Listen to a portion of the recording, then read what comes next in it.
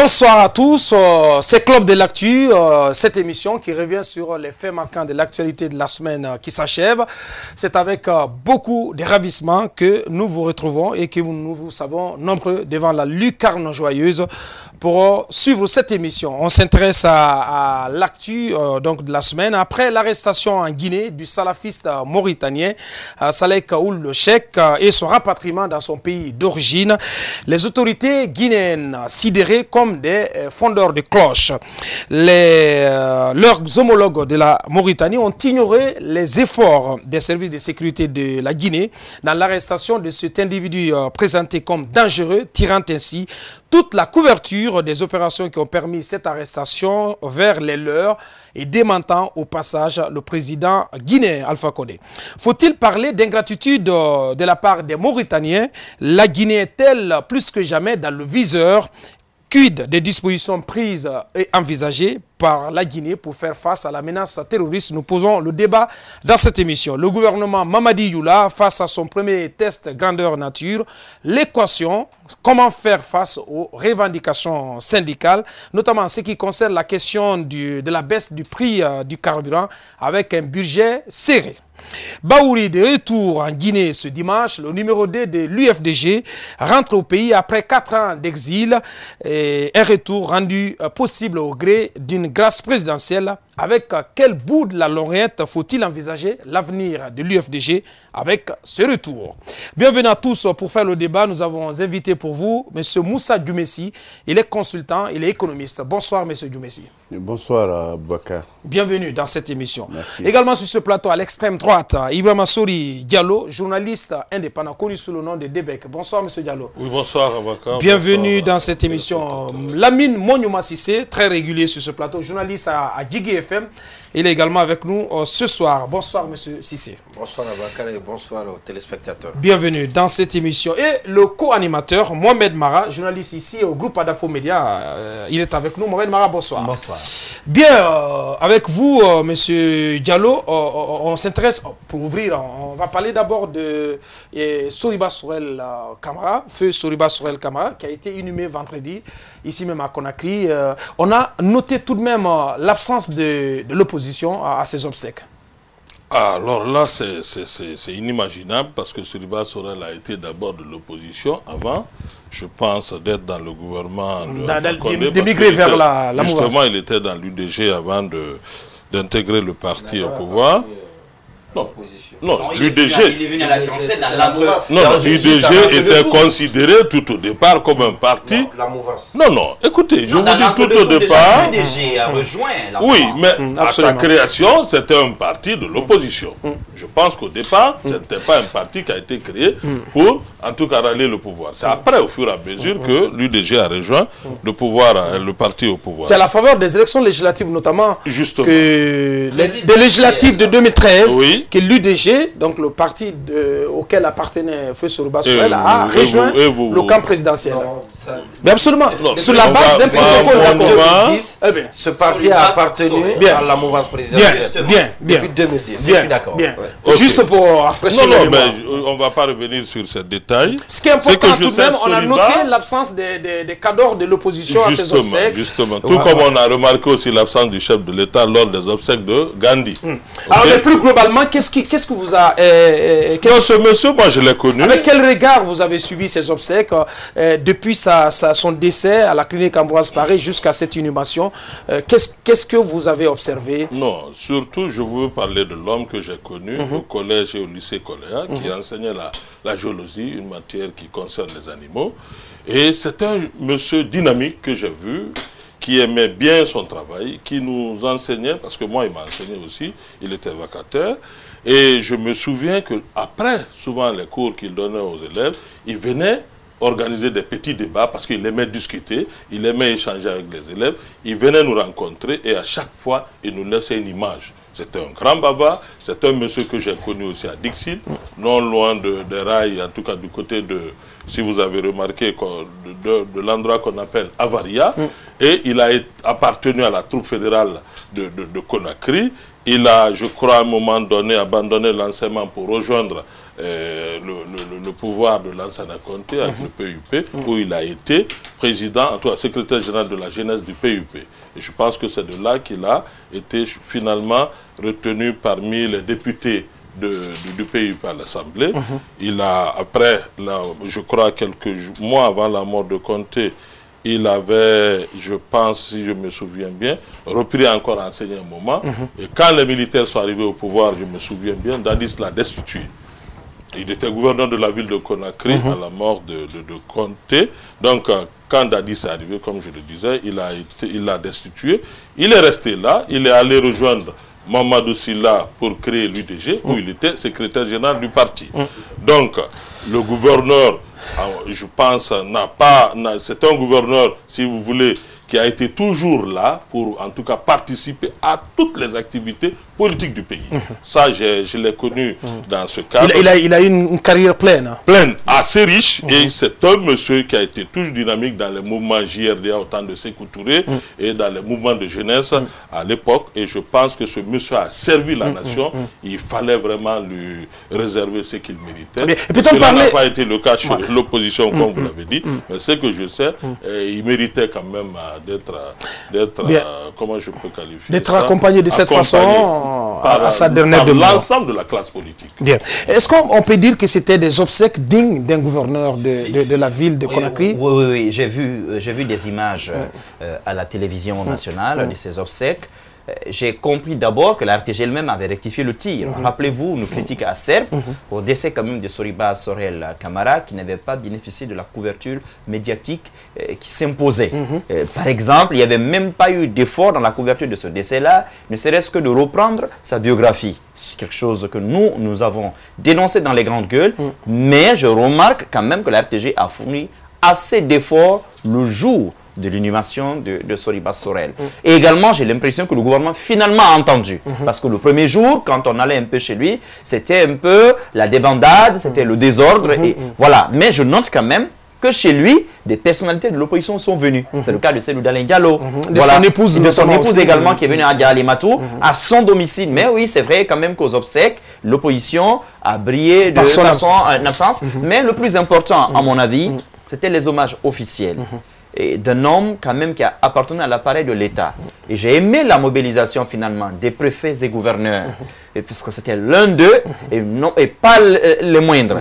Donc j'ai aimé cela, d'accord? Mais encore une fois, vous savez, on a coutume de dire que les morts sont les seuls êtres à bénéficier des fleurs de tout le monde. Absolument. De tout le monde. Je crois que s'il y a un bilan à tirer de la carrière de Soriba Sorel, je crois que cela viendra. Mais pour le moment, je retiens surtout, si vous avez fait attention, partout dans Kaloum et partout où le cortège est passé, vous avez vraiment des foules de femmes qui étaient en larmes. Moi, c'est une image quand même qui m'a marqué parce que ce genre d'événement, pratiquement, on l'a vu, moi je pense que c'est la 3e fois, pratiquement à Conakry. C'était un peu aux obsèques de Sékou Touré, nous étions très jeunes, mais les cris nous ont tellement traumatisés que vraiment l'image est restée. Aussi, on y a assisté un peu au décès de Lansana Conté. Et hier, en miniature quand même, pour plutôt vendredi, je me dis que quelque part, c'était bien de l'accompagner de cette façon-là. Quand quelqu'un a servi l'État, il est bon de reconnaître quand même que cette personne a...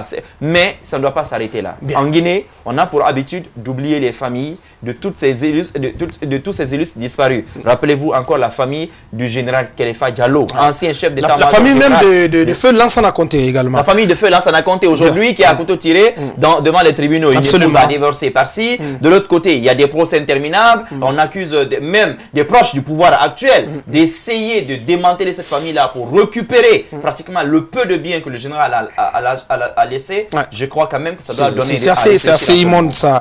Qu'est-ce que vous avez retenu de l'homme, M. Diomessi? Vous avez connu ou pas Soriba Sorel? Vous l'avez côtoyé? Si, je l'ai connu parce que tout simplement, je vais commencer par présenter mes condoléances les plus attristées à sa famille et au peuple de Guinée, à ses collaborateurs. Il faut rappeler aussi que, en voulant parler de l'homme, parler de ses obsèques, il faut le resituer dans différents contextes. Nous sommes dans un pays aujourd'hui où, en réalité, avant d'ailleurs de rentrer dans ça, je vais vous rappeler, n'est-ce pas, il y a une vieille femme qui ne cessait de me répéter. Il dit, mon fils, je vais te dire une chose. et que tu voudras bien retenir. On ne se cache que vivant. On ne se cache que vivant. Ça veut dire que lorsque vous mourrez, les langues se délient. On raconte tout ce que vous avez voulu cacher, tout ce que vous n'avez pas voulu qu'on dise, mais en réalité, la vérité revient. Nous sommes dans un pays aujourd'hui où l'hypocrisie est exponentielle. Lorsque vous prenez ce que vous vivez généralement au Palais du Peuple, lors des obsèques, parce que là, vous avez toute l'autorité qui se déplace, il y a beaucoup qui ne viennent pas en réalité par rapport à cette question, mais ils viennent par rapport à d'autres décès. Il faut oser le dire. Soriba est un homme qui est mort en fonction, qui est mort au travail, donc qui est mort la truelle à la main, qui est mort en train, n'est-ce pas, d'apporter son grain de sable à la construction de l'édifice national. Quoi que l'on dise, certes qu'il va avoir des faiblesses, il va avoir des forces, mais il faut rappeler simplement que nous sommes dans un pays aujourd'hui où il y a trop d'hypocrisie. Il faut qu'on essaie de revoir un peu. Cela m'amène à faire un peu un rapport entre d'autres obsèques. Lorsque vous prenez Gandhi, lorsque Gandhi est mort, Gandhi a eu droit à des obsèques vraiment dignes de nom. Parce qu'il est mort aussi pratiquement au travail. Et il est mort aussi la truelle à la main. Mais lorsque vous regardez le monde que vous avez vu au Palais du Peuple, et si vous aviez été là, au cimetière, à son enterrement, ce monde-là, vous ne l'avez pas vu. Ça veut dire tout simplement. Parce que pour moi, le palais, c'est bien beau. Mais réellement, bien accompagné, le défunt, c'est au cimetière. C'est là, en fait, les derniers hommages en fait, qu'on puisse rendre à un être humain qui a rendu service à la nation. Comme les prédécesseurs l'ont dit tout à l'heure, c'est vrai que c'est quelqu'un qui a été là au fil, n'est-ce pas, du temps, n'est-ce pas, aux commandes, n'est-ce pas, de la direction du gouvernorat par 2 fois d'ailleurs, mais aussi dans le système politique guinéen.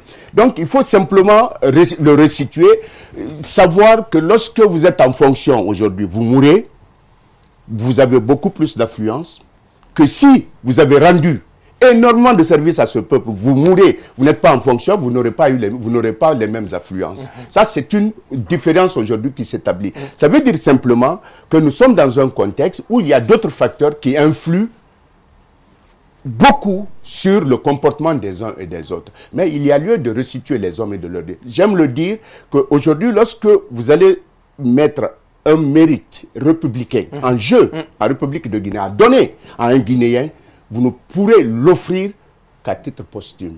Vous ne trouverez pas un Guinéen aujourd'hui le sens du mérite républicain, des valeurs réelles, c'est-à-dire qu'il puisse incarner toutes ces valeurs-là.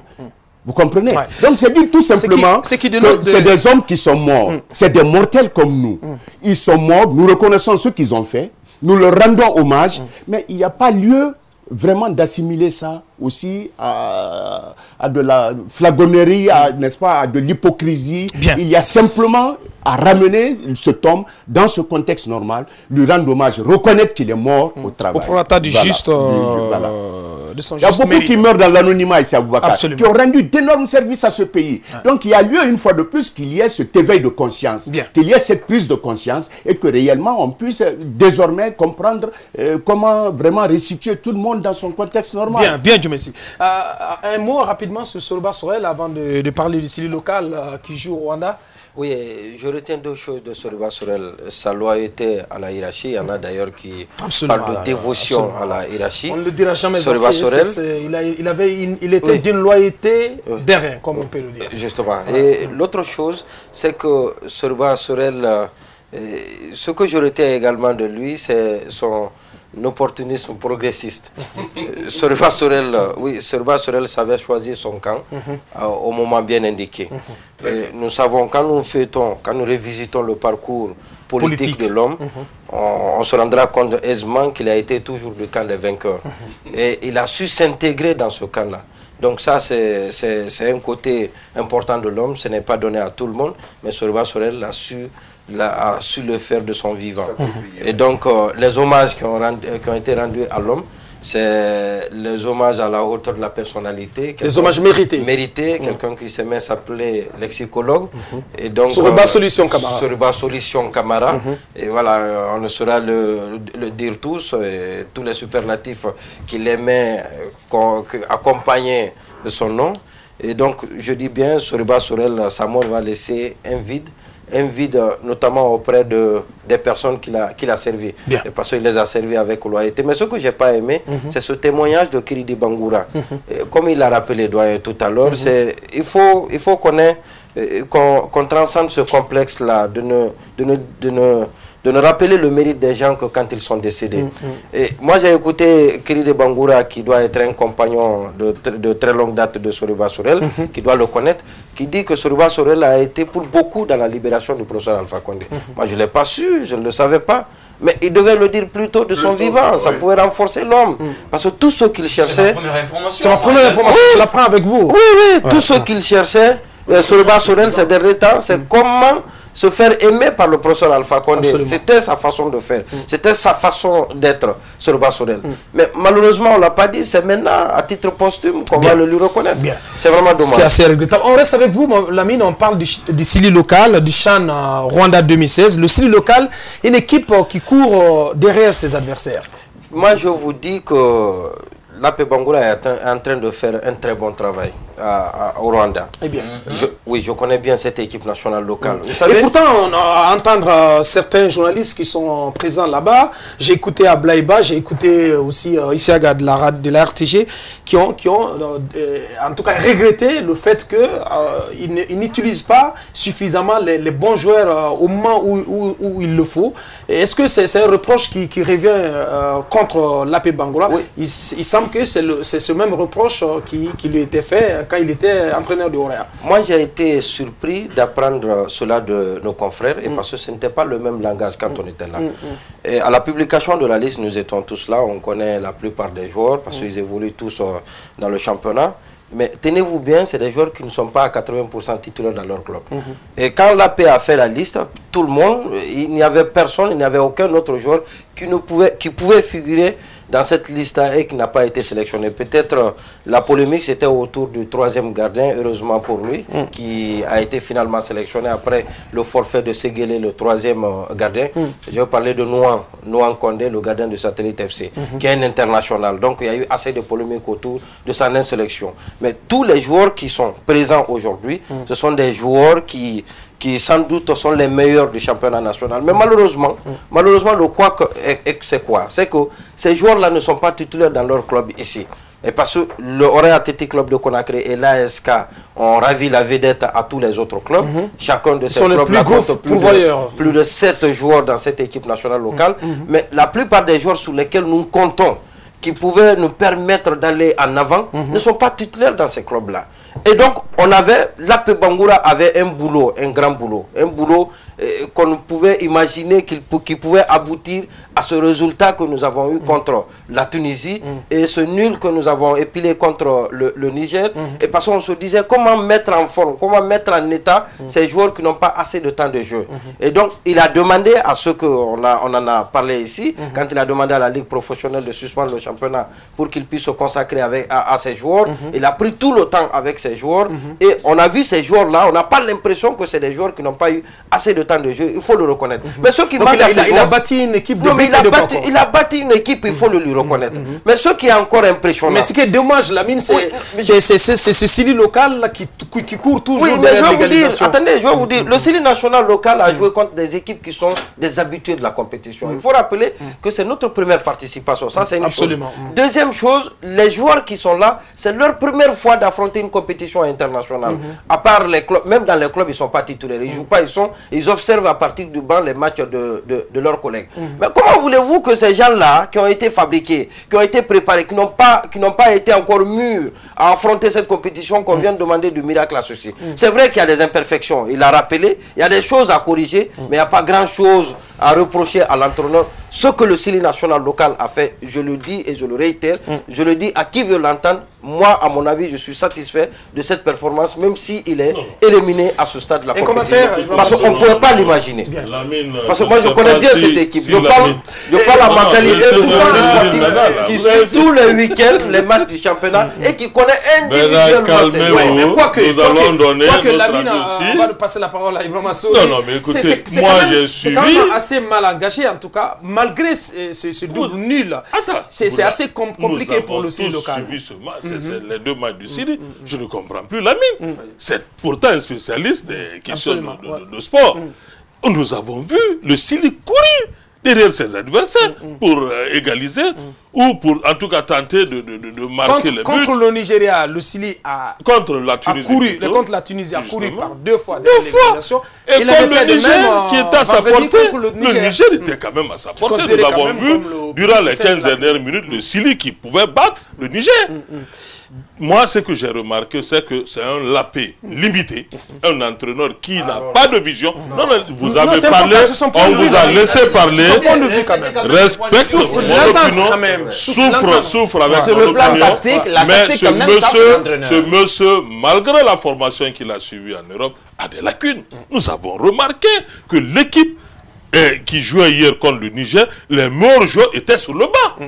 C'est en seconde période qu'il a sorti ces joueurs qui ont voulu créer la différence, mais malheureusement, ils sont sortis très tardivement. Je pense que l'effectif qui est au Rwanda est très bon, mais l'AP ne sait pas choisir parmi ses meilleurs joueurs pour nous sortir 11 joueurs qui peuvent valablement gagner les matchs. Nous courons derrière les buts, vous avez remarqué. C'est après qu'on prenne souvent des buts que la Guinée sort un peu sort ses griffes pour dire voilà, nous allons tenter d'égaliser au moins. Mais on n'a jamais pensé à prendre le devant. Je pense que les matchs de football, vous devez d'abord chercher à gagner au lieu de chercher à faire des petits calculs, à limiter des dégâts. C'est une équipe qui subit. Et puis également, il y a cette affinité. Vous savez, la paix a ses joueurs. Moi, selon mes informations, il a ses joueurs au sein de cette équipe qui l'aligne toujours. Non, l'entraîneur doit aligner les meilleurs du moment pour gagner le match et non de prendre des gens parce qu'il est cousin à tel ou il est l'oncle à tel. Non. Nous avons besoin d'une équipe. Nous avons besoin d'une équipe que Lamine arrête de nous faire croire ici que c'est même si c'est la première participation du Syli à cette CAN, mais le Niger n'est pas meilleur à la Guinée. Les 2 équipes que nous avons vues hier, la Guinée méritait quand même la victoire au cours de ce match. En tout cas, il y a un fait que vous avez fait hier, question sportive, mais je pense que Lamine, vous êtes passé carrément. Il y a un fait, à mon avis, non, une seconde. D'accord, je vous laisse. Il y a une petite précision. Quand il parle du Niger, je veux lui rappeler qu'il y a 7 joueurs nigériens qui étaient sur le terrain hier, qui sont dans l'équipe première, qui ont joué la dernière Coupe d'Afrique des Nations et qui jouent avec l'équipe nationale. Donc ça c'est important. C'est les gens qui sont habitués aux grandes compétitions. Merci pour la précision. Lamine, cette précision-là aussi, je peux la retourner contre toi en te disant que simplement, oui, cela révèle la qualité intrinsèque de l'équipe première, de l'équipe A du Niger. Voilà. Si vous me dites que le fait qu'ils jouent ensemble crée une certaine cohésion, là je suis d'accord avec vous. Mais ce n'est pas un problème de niveau. À mon avis, ce que ce CHAN est en train de révéler, c'est le niveau exact de notre championnat. On ne peut pas le reprocher simplement à l'AP Bangura.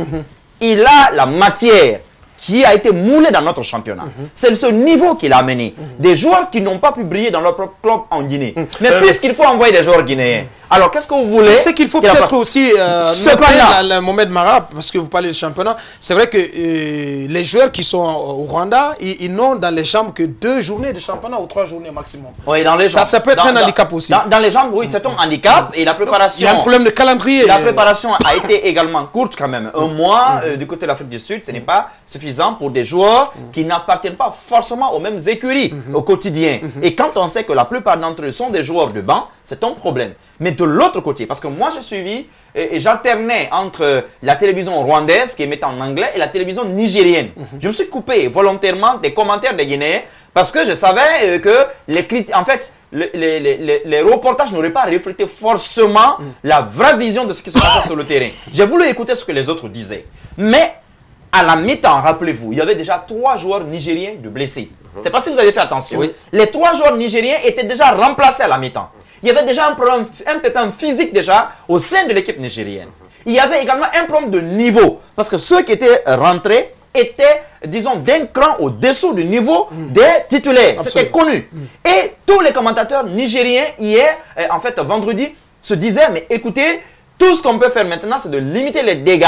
c'est d'essayer de resserrer les rangs derrière. Parce que cette équipe guinéenne, avec ses attaquants véloces, surtout sur le côté gauche, forcément, ces joueurs-là vont faire mal. Mais je remarque une chose, à mon avis, que Lamine ne peut pas nier. Il y avait des à peu près, parfois, dans la stratégie de l'AP, et c'est ce qu'on lui reproche. Ce qu'on lui reproche, ce ne sont pas les joueurs. Mais dans l'appréciation, parfois, dans sa vision du jeu. On a vu parfois des changements hier qui ont révélé qu'il s'est rendu compte après coup. Et ça, c'est ce qu'on lui reproche. Rapidement, M. Dumessi, parce que c'est vrai que vous êtes aussi passionné de sport. Est-ce que un ancien sportif, bien sûr, un ancien sportif, un ancien basketteur, mais bien entendu. Voilà. Oui, c'est vrai, mais là on parle de football. Pensez-vous que le Syrie a quelque chose à faire dans cette compétition avec ce troisième match qui se dresse devant lui et contre le Nigeria quand même qui est premier de la poule? Oui, très certainement que le CELI national local a quelque chose à faire, parce qu'à partir du moment où il est qualifié... Et il a des chances de... oui, il a de très fortes chances, mais il faudrait se poser... ça m'étonnerait. Hein. Non, parce qu'il y a simplement... il est en face de l'adversaire quand même, qui est un ogre. Hein, oui, mais aujourd'hui, moi je ne rentre pas dans certains détails, mais il faut simplement rappeler... se poser la question de savoir, est-ce qu'aujourd'hui, les 2 premiers matchs que nous avons joués, vu les résultats, vu le fait que le CELI national court après les autres équipes, après le score, est-ce que cela voudrait dire simplement que l'AP est suffisant? Première question que je soulève. Deuxième question, c'est qu'à ma connaissance, un entraîneur, un capitaine, sont des personnes qui sont désignées dans un staff technique pour accompagner une équipe en vue de catalyser les énergies des uns et des autres à leurs postes respectifs pour justement mieux consolider les performances de l'équipe. Donc, à partir de ce moment, le capitaine sur le terrain joue beaucoup plus ce jeu en transmettant les messages et les consignes de l'entraîneur en vue justement de le matérialiser. Mais ce que j'ai compris hier seulement, le match d'hier, m'a permis de dire simplement, est-ce que l'AP, à un moment donné, si au départ, il a été suffisant dans son esprit, en se référant à ses diplômes, en se référant à son expérience, est-ce qu'en réalité, il n'a pas eu un sursaut dans son fort intérieur à s'arrêter et pour dire, attention, ce que je suis en train de faire, ce n'est pas bon. Donc, il y a lieu de réorienter mes stratégies et de voir un peu. Donc, en l'amenant à choisir d'autres personnes, vu les enjeux réels, à choisir d'autres personnes et qui sont arrivés à faire le score. Donc, ça veut dire tout simplement aujourd'hui que l'AP ne peut pas être au-dessus de tous les entraîneurs du monde. On a vu Mourinho, qui à un moment donné a été contesté. Qui est sous la paille aujourd'hui. Mais aujourd'hui, en réalité, il n'est pas tombé. Non. Mais il a subi quand même une glissade qui reste gravée dans les mémoires de chacun. Donc aujourd'hui, l'AP a à comprendre qu'il est face à des concurrents. Il est face à des stratégies diverses, donc il est face vraiment à des enjeux auxquels il faudrait qu'il ait des capacités à s'adapter à chacun de ces enjeux-là. Donc si en réalité il recuse, n'est-ce pas, cette ouverture d'esprit, ce qui est sûr, c'est qu'il va rester, il va se buter, ça c'est un, mais deuxièmement, c'est que l'équipe qu'il a dans les mains aujourd'hui, c'est une équipe qui peut l'amener loin. Tu vous permets de placer ceci. Il faut attirer l'attention sur un fait. C'est le rôle des sélectionneurs nationaux dans certaines de ces équipes au CHAN. Les sélectionneurs des équipes A accompagnent ces sélections locales. Oui, mais c'est que le cas pour le moment, parce qu'il y a l'entraîneur en second du CELI national A. Vous avez bien dit, entraîneur en second qui? Ouais, l'adjoint de Fernandez. Qui justement? L'adjoint de Fernandez. La question, je sais pourquoi je dis cela. Le second, comment il s'appelle? À Luis Fernandez n'est pas un entraîneur carriériste aujourd'hui. C'est un fait qui est établi. Moi, c'est l'un des côtés du contrat justement de Fernandez que je déplore. Fernandez aurait été là pendant un mois en Afrique du Sud, qu'il aurait pu apporter à l'AP et à ses enfants. Voilà, c'est un autre débat auquel on va s'intéresser un peu plus tard. La suite de cette émission, on en vient au plat de résistance. On parle de ce qui occupe encore le devant de l'actualité. Ah oui, absolument, c'est Lamine qui l'a imposé. On reparle de l'arrestation du salafiste mauritanien Salek Ould Cher. Après son arrestation et son rapatriement dans son pays, place à la polémique, les autorités mauritaniennes auraient ramené tout le succès donc, des opérations qui ont conduit à son arrestation au service de sécurité de leur pays et démentant au passage le chef de l'État guinéen. Faut-il parler d'ingratitude de la part des Mauritaniens? Absolument, il faut parler d'ingratitude. J'ai été sidéré. Personnellement, quand j'ai appris la nouvelle... Sidéré et choqué? Choqué, parce que on sait pratiquement comment ce monsieur a été arrêté avec ses amis. Le gouverneur de la ville de la région de Boké a fait une déclaration le jour même où ce salafiste a été arrêté à Boké, dans la région de Boké, dans une sous-préfecture, je pense, avec l'aide de la population. Avec l'aide de la population, il n'était accompagné, en tout cas, ces 3 personnes n'étaient accompagnées pratiquement d'aucun policier mauritanien. La question, M. Ibrahima Souri Diallo, parce que à lire les médias mauritaniens,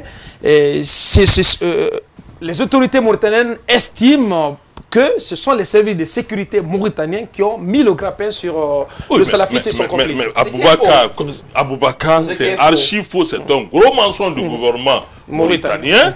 Je pense qu'on ne peut pas rentrer sur un territoire, on ne peut pas rentrer sur un territoire, notamment guinéen, faire une telle arrestation sans associer quand même les responsables, les gouvernants de ce pays.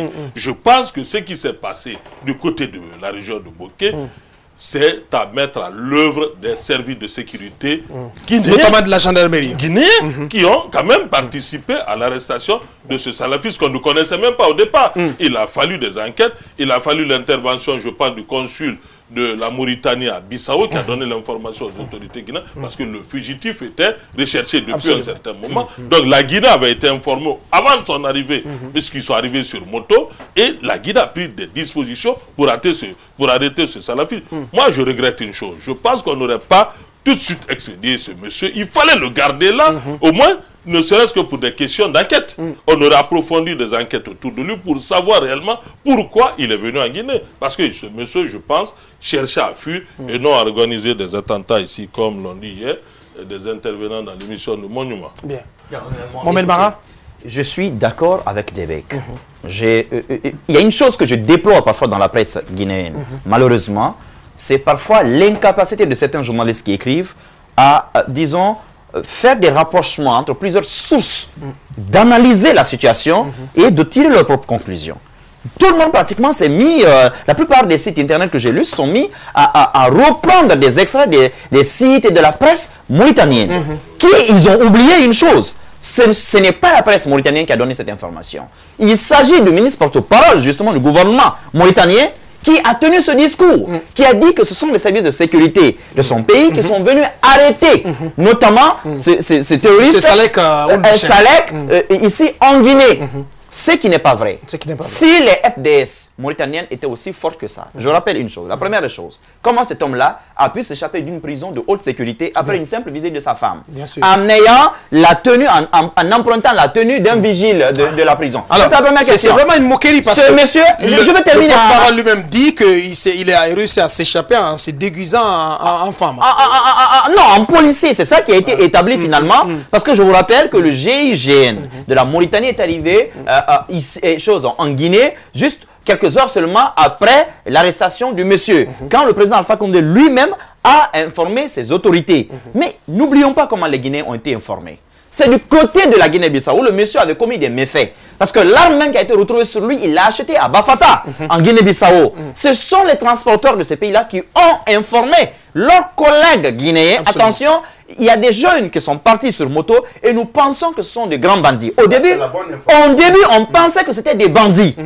Il a fallu, justement, on oublie que c'est un gendarme guinéen qui a sacrifié sa vie pour l'arrêter et qui a, disons, usé de ses pouvoirs mystiques, justement pour se prendre 3 balles, parce qu'il a tiré 3 balles sur ce responsable de la gendarmerie du côté de Dabis, justement, qui lui a foncé dessus et qui l'a mis en état d'arrestation.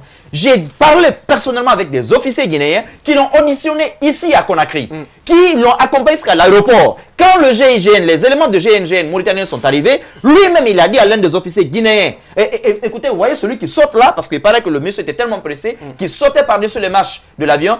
Tu as vu, c'est lui qui m'a mis le grappin dessus. Il discutait tout calmement. Maintenant, Je me dis que quelque part, c'est juste retournement de situation pour le gouvernement guinéen. On a toujours dit que ce gouvernement-là, parfois, fait dans l'à peu près, dans la précipitation. Vous ne pouvez pas arrêter un individu avec, dans son carnet d'adresse, des informations parfois précises, des numéros de téléphone, notamment guinéens. Ça veut dire que forcément, il a un point de chute en Guinée. D'accord, même s'il est de passage. Tout le monde dit oui, il était de partance pour l'Algérie. Mais l'Algérie, c'est à combien de kilomètres de la Guinée-Mauritanie, de la Mauritanie. Mais ce monsieur traverse le Sénégal, traverse la Gambie, traverse la Guinée-Bissau, il arrive en Guinée et les autorités mauritaniennes ont le courage de dire que ce monsieur-là, eux, le suivaient à la trace. Absolument. Comment se fait-il qu'il ait traversé 3 pays sans qu'on ne l'arrête? Comment se fait-il qu'il se soit échappé? D'abord. Avec ça, on nous parle d'un niveau élevé de vigilance et de professionnalisme. Non, il y a eu proactivité. Il y a eu une proactivité lorsque... Je voulais juste mettre un mot pour dire que le gouvernement mauritanien est irresponsable. Bien. Non, franchement, parce que mais quelque part, c'est notre gouvernement. Il aurait fallu garder Salek pour quelques jours. Le temps de découvrir s'il avait des complicités en Guinée ou pas. Et surtout quelles étaient ses visées quand même. Debek l'a déjà dit. Allez-y, M. Dumessi, votre regard sur cette actualité. Aboubakar, il faut simplement jeter un regard sur le parcours politique sur le plan africain de la Mauritanie. La Mauritanie, pratiquement, s'est retirée de toutes les instances continentale, y compris la CEDEAO. Donc c'est naturel, il faut comprendre aujourd'hui que la Mauritanie a eu une telle attitude vis-à-vis, n'est-ce pas, de nos services de sécurité et de défense. Ça veut dire tout simplement que la Mauritanie veut avoir aujourd'hui une certaine identité, veut se donner une certaine identité par rapport au combat qu'il est en train de mener face aux djihadistes, mais cela ne devrait pas nous amener, malgré ces déclarations, à vraiment nous réduire, n'est-ce pas, à un niveau de vigilance qui réellement compromettrait aujourd'hui la sécurité nationale. La Mauritanie s'est retirée de tout. De tout alors. Donc la Mauritanie n'a jamais voulu... Sauf les instances maghrébines. Parce que même les instances maghrébines. Il y a une communauté, comment on appelle, raciale à ce niveau-là.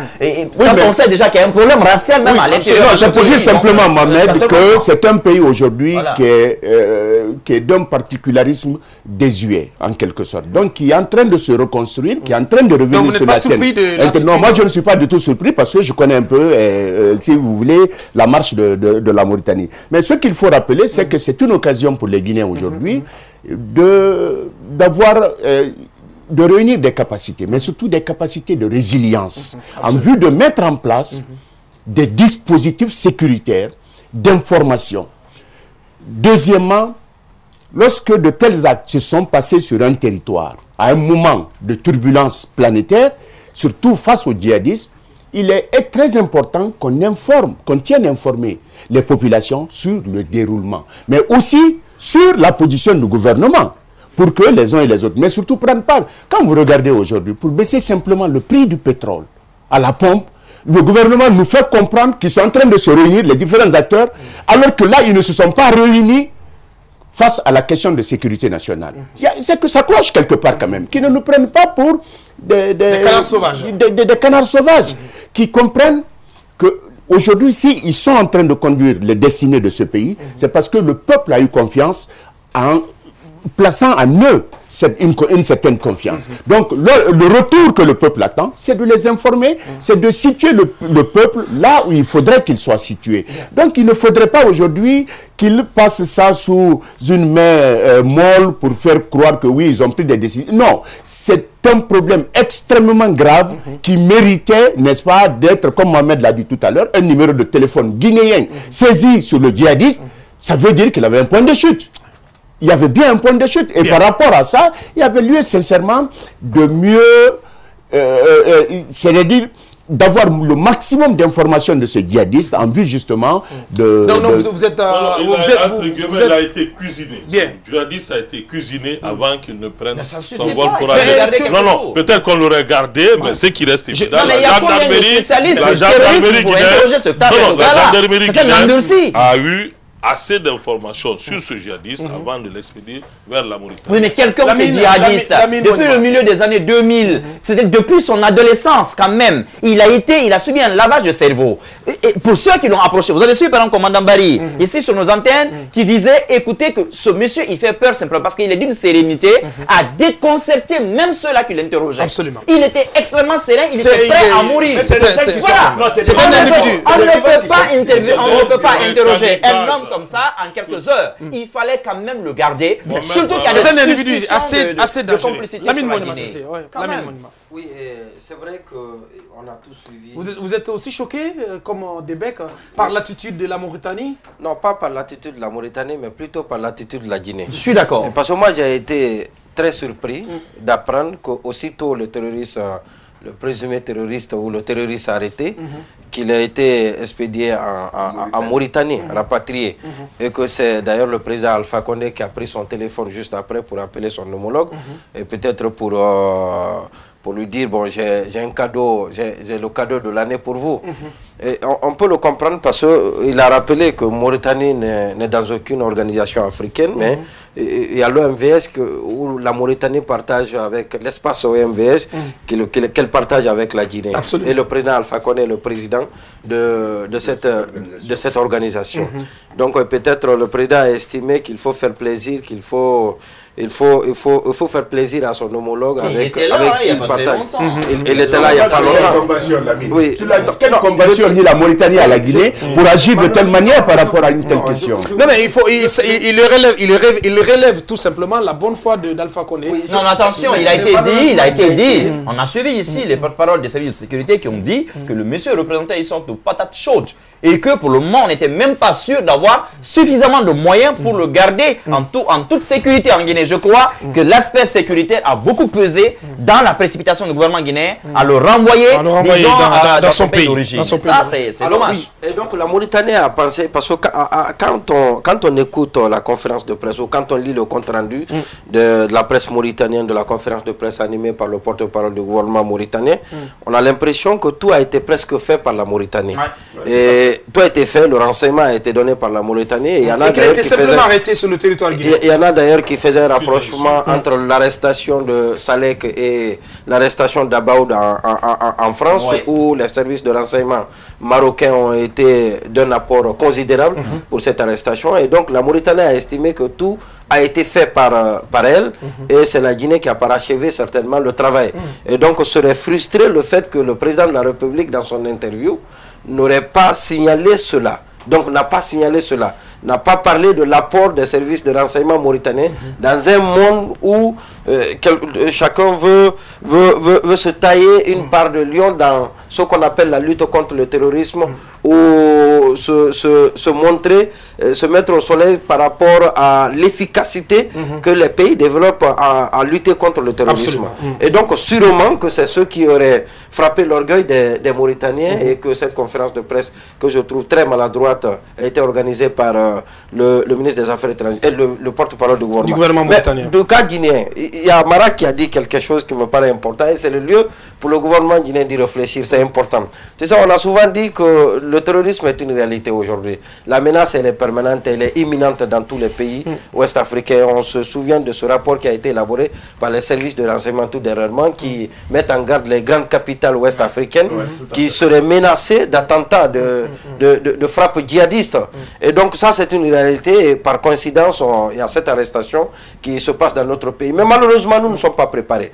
Et parce qu'il y a des procureurs qui ont été formés tout récemment, qui ont reçu des formations dans le cadre des enquêtes liées au terrorisme, mais il n'y a pas d'agent. Il n'y a pas d'unité spécialisée, et il n'y a pas d'agent qui puisse sans doute enquêter dans le... Ça repose sur le renseignement. Le renseignement guinéen d'ailleurs, le renseignement guinéen est discutable. Les services de renseignement guinéens laissent à désirer. Ça, c'est ça la vérité. Parce que quand vous parlez avec les magistrats, quand vous parlez avec quel moyen ces services de renseignement? Quand vous parlez avec les services judiciaires, vous comprendrez qu'on est défaillant à ce niveau. Absolument. Et aujourd'hui, il faut un renseignement fort pour contrer ce qu'on appelle cette menace terroriste. Mais malheureusement, il n'y en a pas. Et peut-être que la Guinée a senti qu'elle n'est pas capable d'avoir beaucoup plus de choses intéressantes de ce monsieur très dangereux, alors il faut très rapidement l'extrader et l'envoyer dans son pays. Ceux-ci seront capables de lui avoir des aveux et travailler ces informations qui seront recueillies par les services de renseignement ou par le service de sécurité de la Mauritanie pourraient servir la Guinée à mener ses enquêtes internes. Moi, j'estime que ça doit être là, ça, mais c'est important à ce jour qu'à partir de l'arrestation, à partir de ce qui s'est passé, que nous sentions menacés et que la Guinée se mette au travail. Justement, j'allais poser cette question. Merci, j'allais poser cette question. Après l'arrestation de ce djihadiste, Salek, pensez-vous que la Guinée est plus que jamais dans le viseur? Est-ce que la Guinée pourrait être perçue comme la prochaine cible après Bamako, après Ouagadougou? Non, il a dit dans un rapport qui a été publié récemment. Sans jouer au Cassandra. C'est Abidjan, la capitale ivoirienne, et je pense Dakar qui sont visés par les djihadistes. Mais la Guinée reste et demeure une cible. Nous avons quand même des soldats à Bamako qui combattent ces djihadistes au Mali. Au Nord Mali. Au Nord Mali. Je pense qu'aujourd'hui, nous devons donner la bonne information à ceux qui nous regardent. La Guinée a pris ses dispositions. Nous avons... Oui, j'allais justement poser cette question. Allez dans les hôtels, vous verrez qu'il y a devant tous les... Est-ce que c'est suffisant? Non, non. Est-ce que c'est suffisant, M. Diallo? Il y a des patrouilles qui sont organisées jusqu'à... Non, non, écoutez, moi je... C'est une question éminemment importante. Est-ce que c'est suffisant, le dispositif qui est en train d'être déployé devant les hôtels et les grands bâtiments? Une chose, le terrorisme est une nébuleuse. Absolument. Ces gens ont des tentacules un peu partout. Maral a dit que le monsieur avait un numéro sur lui. Un numéro guinéen. Un numéro guinéen. Peut-être qu'on aurait dû approfondir les enquêtes à ce niveau. On a failli. Mais ce que je sais, c'est que ce terrorisme, nous ne pouvons pas le combattre seuls. Il faut la participation des Occidentaux, des Américains, pour nous aider, surtout dans le cadre des renseignements. Parce que ces gens prennent souvent des téléphones satellitaires, ils sont dans le désert, ils appellent de gauche à droite pour préparer souvent tout ce qu'ils organisent contre les pays. Je pense qu'à ce niveau, la Guinée a pris bel et bien ses dispositions. Nous avons aujourd'hui des agents formés au niveau de la gendarmerie qui font face à ce défi. Mais si vous n'avez pas la bonne information, tout de suite vous dites non, on n'a pas pris les dispositions. Allez devant les hôtels, personnellement, il y a au moins des services de sécurité qui sont là pour contrôler les entrées et les sorties. Peut-être que ça ne suffit pas. Peut-être que ça ne suffit pas. Personnellement, moi je suis pas rassuré. Je suis pas rassuré, personnellement. On entre dans nos hôtels comme dans un poulailler. Comme dans des poulaillers. Moi je vous assure. Pas plus tard que cette semaine, j'ai passé toute une journée dans un des plus grands hôtels de la capitale. Je suis d'accord que c'est pas rassurant. Moi, on m'a passé. Que je sais, la Guinée est quand même informée et la Guinée a pris ses dispositions. Je vous assure, vous verrez, jusqu'à Kouré Mali, il y a des patrouilles qui sont organisées par la gendarmerie et par la police. Je ne cherche pas à jeter des fleurs. Mais je vais vous donner un exemple de bec là-dessus, s'il vous plaît.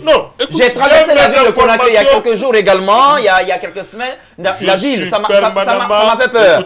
À 3 h du matin, j'ai fait plusieurs kilomètres dans cette capitale en me dépassant des barrages sans qu'à aucun niveau on m'arrête, sans qu'à aucun niveau on me contrôle mon identité, sans qu'à aucun moment on ne fouille mon coffre. La Guinée est bel et bien un terreau fertile. S'il vous plaît, tous les grands hôtels de Conakry, vous pouvez y accéder sans qu'on le fouille. Je vous dis, non, c'est une boulot, les états dans un hôtel. La dernière fois, j'étais dans un hôtel. Il y en a que des détecteurs de métaux. Bien, si vous permettez. Ils sont arrêtés, ils foutent absolument rien. Ça chauffe sur ce plateau-là.